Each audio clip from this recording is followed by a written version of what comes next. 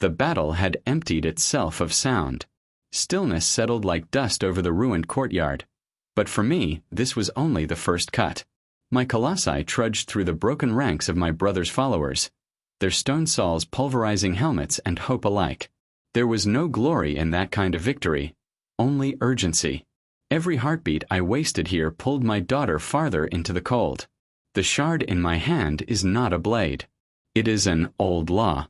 It does not slaughter the guiltless. It only scents betrayal in blood. No knight slid out from the dark to take my side. Only ghosts, and one living ruin among them. Kellen. He had been a wide-eyed squire the last time I looked back. Now he stood bent and hollow, dignity hollowed away by what he had seen. My brother had left him alive not out of mercy but for sport. I read the shame in the way Kellen gripped the air, ashamed to breathe while the good men lay quiet. "Your Grace," he murmured, voice athread.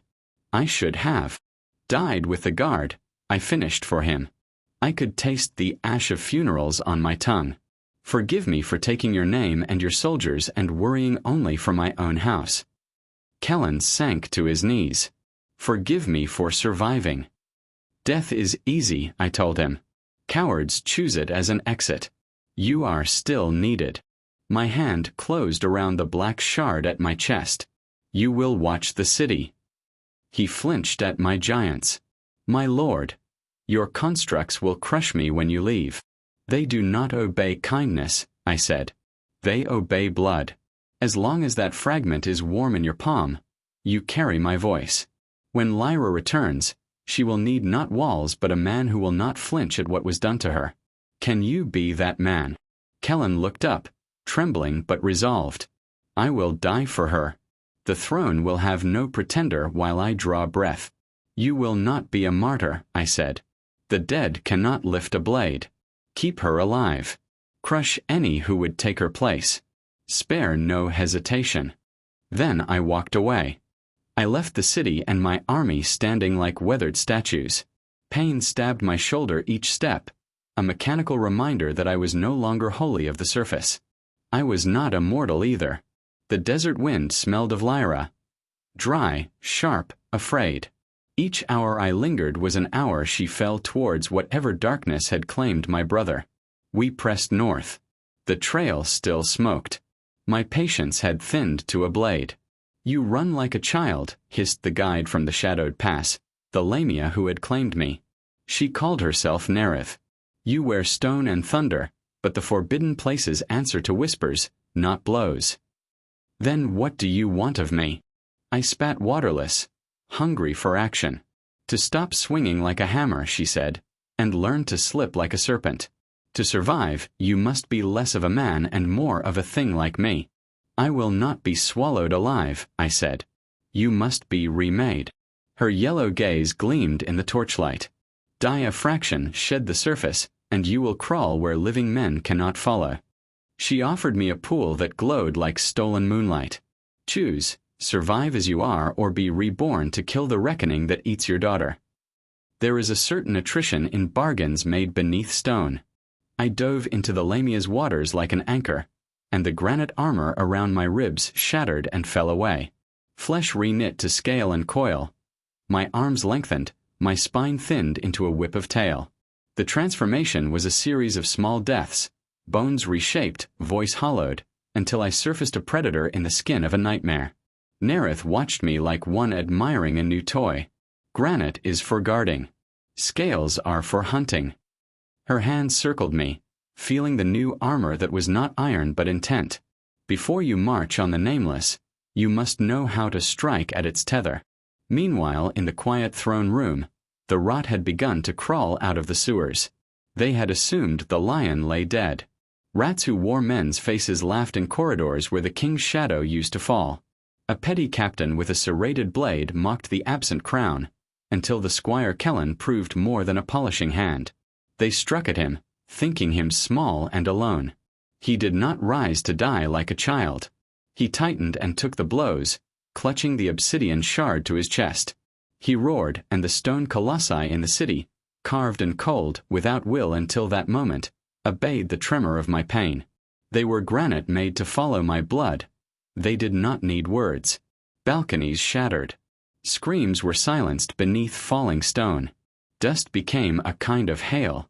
While that was fought and settled, my path took me downwards. My brother, Mordrin, had pushed my daughter toward the edge of the known world, a mouth that dropped into blackness. He had not brought shackles. He left her bound by fear, a far crueler harness. The horse balked, Lyra flew, and Mordrin felt her fall like a tooth pulled. His own limbs spasmed with the echo of her pain. The pact he had forged with the dark bound him to the child. Her wound was his wound. He thought to use her like a shield. He had instead put on a collar. They went into the abyss on foot. The staircase was a wound bored into the mountain. Narrow, rough, vanishing in a smoke of salt. Above them, blind things skittered along the ceiling. Pale pinpricks of eyes that smelled the cold and throve on terror. The creatures could not see, but they could scent panic. They trailed them, waiting like spiders for the throb of fear to pull taut. Mordrin stumbled. A slab gave beneath his boot and he plummeted, caught by desperate fingers. Lyra, pinned to the rock, had a clarity in her face I had not seen since she could barely walk. She understood what flight would mean. If she ran into the dark, she would be stripped to meat. If she stayed, the man who had made her pawn would share her fall. She chose to keep moving. I moved faster than the tunnels wanted living things to move. The Lamia's directions led me to a throat in the earth, a circular shaft where black water roared like a prison guard. It was a conduit into the Nameless One's realm, a place where currents acted like teeth. Before I plunged, Nereth's whisper found me. His life in that shape is bound by 2 pins, she told me.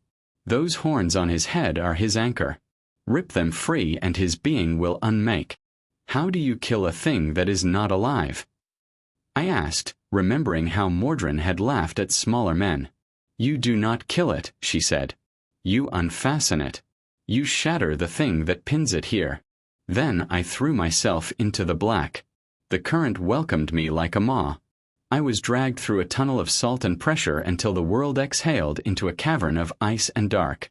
There the Nameless One rose, a mountain of shadow with horns like tusks of night and eyes like wells of dying fire. It moved with a patience older than kings. Mordrin knelt on the ice and the shadow wrapped him in promise. Become my blade, my champion. The beast's hand closed and peeled at his flesh like a smith extracting iron. He howled as his humanity burned and the bond that linked him to Lyra convulsed. The process tore into her as well. She crumpled, white and spent. I hit the ice like a living eruption.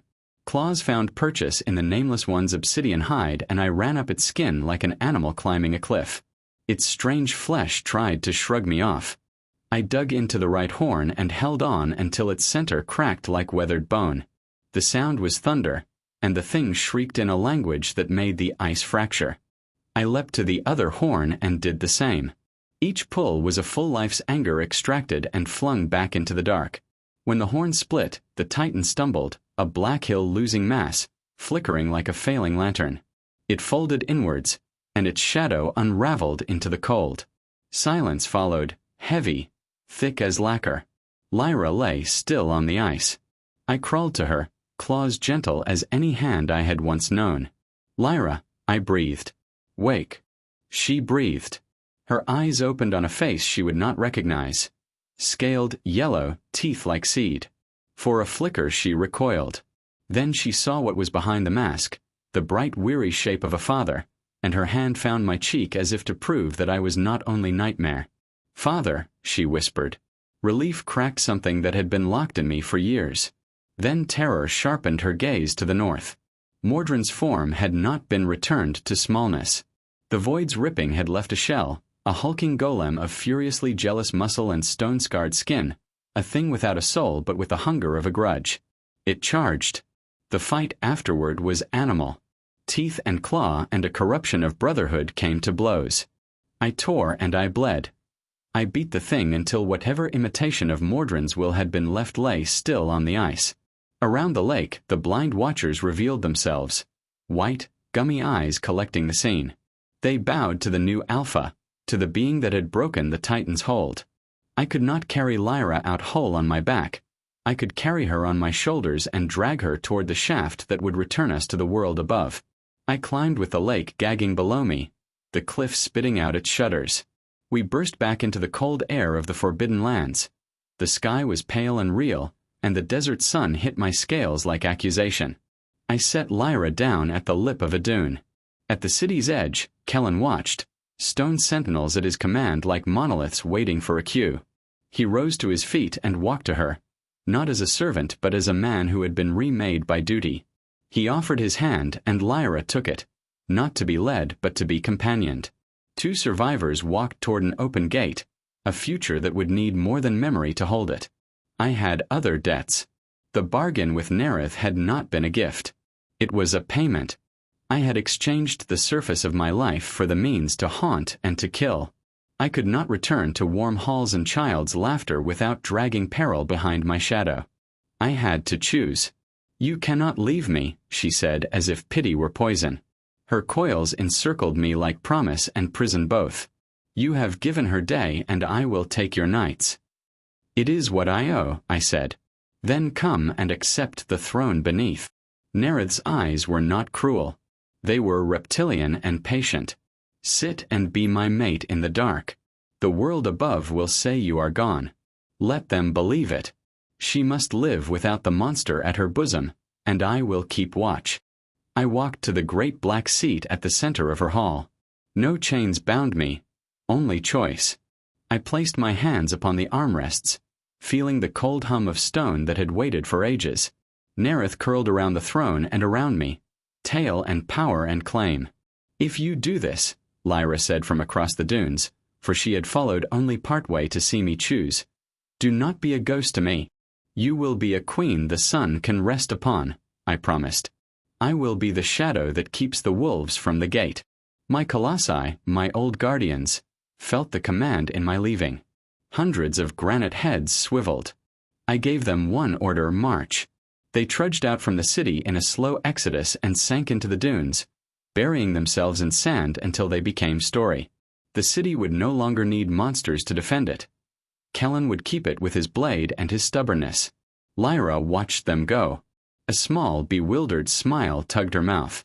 She walked the threshold into the light, holding Kellen's hand, not as a princess held by ceremony but as a leader unafraid of the scars the world had given her. I returned to the nest. Nerith awaited, and we fit together like threat and solace.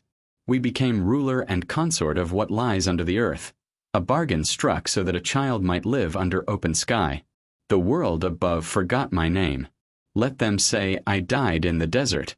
That would be easier for them and kinder for her. The last words I remember Nerith whispering were not a vow but an observation. Envy is a seed all flesh carries. Some choke on it. Others wear it as armor until they become the thing they hated. Promises made to protect another can cost you everything. I let her coil around me. Above ground, a new queen took her first steps along a battered path toward dawn.